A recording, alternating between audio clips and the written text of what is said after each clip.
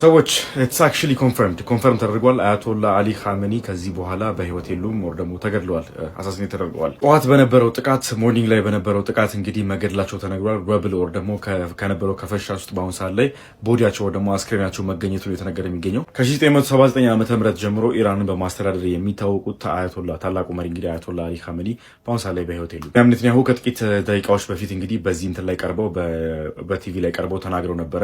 ያው ሜኒ ሳይንስ አለ ብዙ ሳይኖች አያቶላው እንደሞቱ ይናገራሉ ብለው እንግዲህ እሱን እንደጨረሱ ነው እንግዲህ አያቶላ አሊ ኻሜኒ መሞታቸው ግልጽ የተደረገው። እሳቸውን ቦታ ማን ይቀበላል? ከዚህ በኋላ ምን አይነት ጥቃቶችን ኢራንና አሜሪካ ላይ ልንመለከት እንችላለን? ኢራን በቃ ከዚህ በኋላ ናቲንግ ቱ ሉዝ ደግሞ ሉዝ የሚያደርጉት ነገር ስለሌለ ኦል አውት አንሊሽ ያደርጋሉ ወይስ ደግሞ ያው የእሳቸው መሞት በመከተል ሞራላቸው ደክሞ ወደ እንትን ሊመለስ ይችላል? ብቻ ኢትስ ሄላ ኮንፊውዚንግ በጣም ኮንፊውዝ ያደርገኛል። እንትን ነው እዚህ ጋር ኮንፍሊክት ነው እንትን ዊትነስ እያደረኩ ያለው በህይወቴ ብዙ ኮንፍሊክቶችን አይቻለሁ።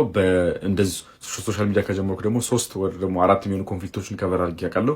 እንደዚህ አይነት ኮንፍሊክት ግን በጣም አንኤክስፔክትድ ነገሮች የሚፈጠሩበት ከዚህም በተጨማሪ ደግሞ በጣም ፈጣን ላይክ ፋስት ፔስ የሆነ በየደቂቃው ነገር የሚፈጠርበት በየደቂቃው ሌላ አዳዲስ ኒውስ ያለበት ነገር አይቻላቅም እና በቻልኩት አቅም ኪፕ አፕ ለማድረግ እየሞከርኩ ነው።